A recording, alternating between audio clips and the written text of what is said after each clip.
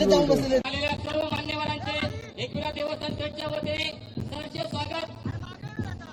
ओम गणानां गणपतिं हवामहे कविं गणपतिं ब्रह्मणां ब्रह्मप्रदानं वन्दुलग्नं सुभवतां. महाराष्ट्राचे लाडके मुख्यमंत्री माननीय नामदार श्री एकनाथजी शिंदे साहेब यांच्या शुभ हस्ते या ठिकाणी मंदिराच्या जतनासाठी व संवर्धनासाठी यांच्या शुभ हस्ते या ठिकाणी भूमिपूजनाचा कार्यक्रम पार पडत असताना मुख्यमंत्री साहेबांचे श्री आई एकविरा देवस्थान ट्रस्टच्या वतीने